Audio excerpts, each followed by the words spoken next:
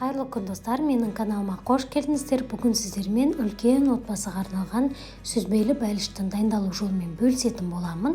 Видеоның соңына дейін қарап, каналыма тіркеліп қоюды ұмытпаңыздар. Ең алдымен ыдысымызға електен өткізілген ұнымызды саламыз. Оған қант пен қамыр қопсытқышымызды салып, жақсылап араластырып аламыз.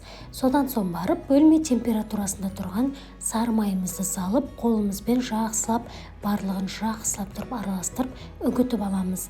Бұл жерде ескере кететін жайт бар. Ол сары майымыз міндетті түрде 82 немесе 72% болуы тиіс. Егер маргарин қосатын болсаңыздар, тестамыз біздің қатып қалады. Сондықтан сары май қосыңыздар. Енді жұмыртқамен 2 ас қасық қаймағымызды салып, тағы да қолымызбен жұмсақ қамыр елеп шығатын боламыз. Біздің қамырымыз жұмсақ болып шығады. Жарты сағат холодильникке бетін жауып қалдырамыз. Енді салмасын дайындайтын боламыз. Бізге сүзбе қажет. Сүзбеге қант саламыз және жұмыртқамызды салып, қаймағымызды салып, ең алдымен жақсылап осылай араластырып аламыз.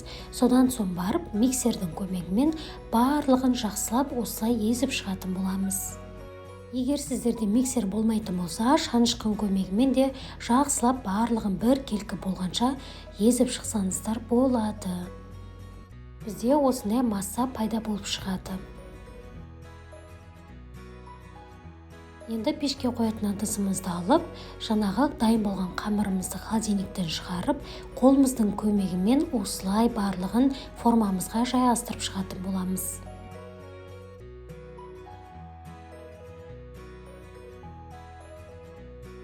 Және шанышқын көмегімен міндетті түрде дайын болған қамырымыздың үстінен осылай кесіп шығатын боламыз.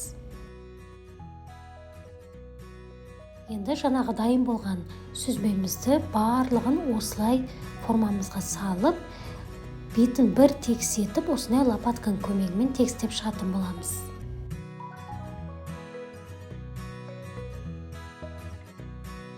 Енді 180 градус қызып тұрған пешке 30-35 минутқа салып пирогтарымызды пісіріп алатын боламыз. Осымен біздің сүзбелі пирогтарымыз дайын. Үлкен отбасыларға және тапсырысқа осы рецептпен қабылдасаңыздар болады. Міндетті түрде дайындап көріңіздер. Дәмі өте керемет болып шығады. Астарыңыз дәмді болсын. Сіздермен болған мен Мұратова Жұмагүл.